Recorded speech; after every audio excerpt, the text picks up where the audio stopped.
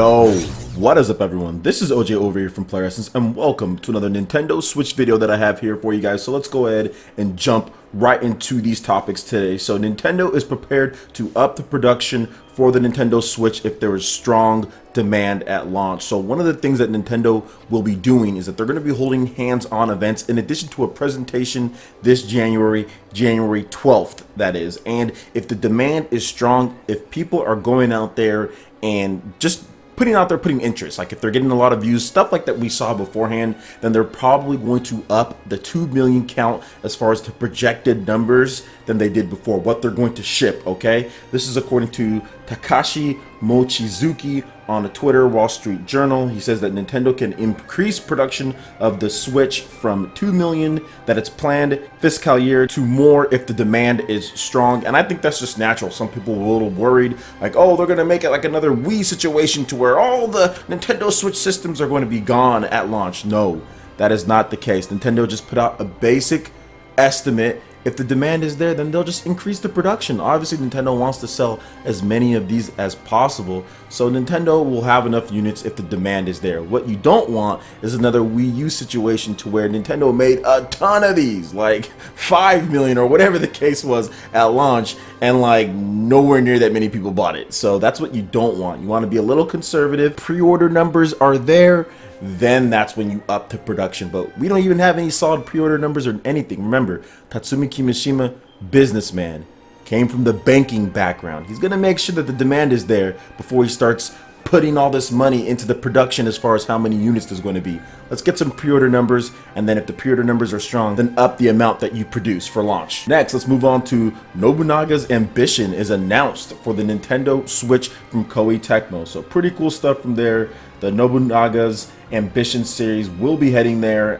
The franchise is really just kind of popular in the Japanese scene, but I know that it does have some fans, and the fact that Koei Tecmo even talked about it in the first place is pretty cool.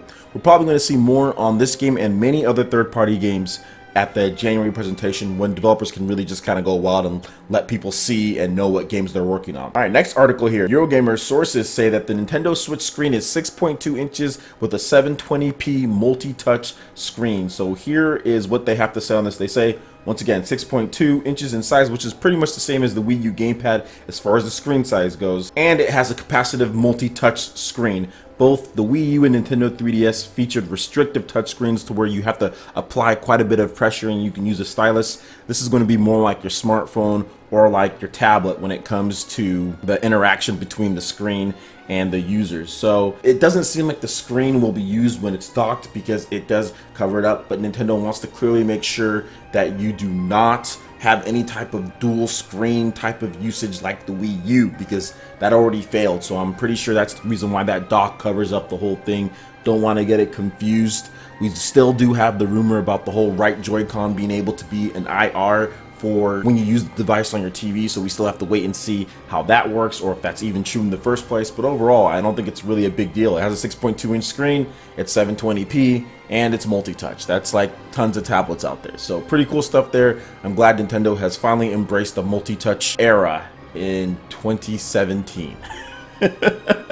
It took them a little bit, but they finally got it done. Anyway, let's move on to the last article here, and that is Nintendo president says that a wider array of Nintendo Switch accessories and add-on hardware is coming. I didn't talk about it back then, but I will discuss it right now. So let's get into what Tatsumi Kimishima has to say. He says, quotations, "By no means was that everything. It may be appropriate to call them accessories, or might be better to call them add-on hardware. It's probably more correct to call them accessories. You can assume that there will be a wider array. As for Switch software," he said, "Nintendo made a deliberate decision to not disclose specific titles. One thing we can still show is the software lineup. We want people to touch the device in January and experience the software for themselves. Nintendo envisions many different scenarios where Switch can be used, such as the family, one person, alone, even by someone who doesn't have a TV," Kimishima said. "What you see in the video, however, is the core product," he said. So that's the one thing, guys. Like, we still have lots of secrets and more stuff to get into pertaining to the Nintendo Switch. There's going to be a lot of different stuff that we don't know about that's going to be announced in January. When it comes to third-party games, when it comes to accessories, potential add-on hardware, who knows? I mean, that's why I'm telling people that are freaking out about memory or about cartridge size or about all that stuff. Yo, let's wait until January. Let's see what they reveal when it comes to add-on hardware, when it comes to memory, when it comes to cartridge size. Let's see what they do, and then you can point from there. Because right now, it's all pretty much rumors and speculation, albeit from accurate sources, and trust me, like, I'm right there with you guys when it comes to some concerns. I have my own concerns, but we still need to wait and see potentially what some of these people do not know, because Nintendo still has quite a bit of stuff still under NDA, and obviously if there's new hardware or if there's new accessories that are coming out that Nintendo still hasn't shown off yet, they haven't been revealed. The media does not know about that, so we still need to wait and see what they have to show for the full package of the Nintendo Switch and see what holds in the futures. I'm definitely being cautiously optimistic about the whole thing. Personally, for me, the big selling point for the Nintendo Switch is that you sit down, you put your little console into the dock, all right, and you play the game with the Pro Controller. And you can play it in 1080p, you can play it in HD right there on your screen. No dual screen stuff, no touch screen, no stylus, no Wii remotes, no gamepad, no looking back and forth. You can just play games. And Nintendo developers can just focus on the games. They don't have to focus on using a Wii remote or using some type of IR or using some type of apparatus to do something. You can just make games normally and focus on just them being amazing, like Breath of the Wild. Just an amazing game. From level design, from gameplay, graphics, everything is just amazing about it. That's what I'm excited about, personally. All the other stuff will work itself out. Alright guys, that wraps it up for this video here. Go ahead and hit that like button if you did like it. Lets me know you guys want more content like this going forward in the future. And subscribe to PlayerEssence for more news, reviews, trailers, tips, and tricks, and everything in gaming. Thanks so much for watching. We'll see you for the next video. Peace.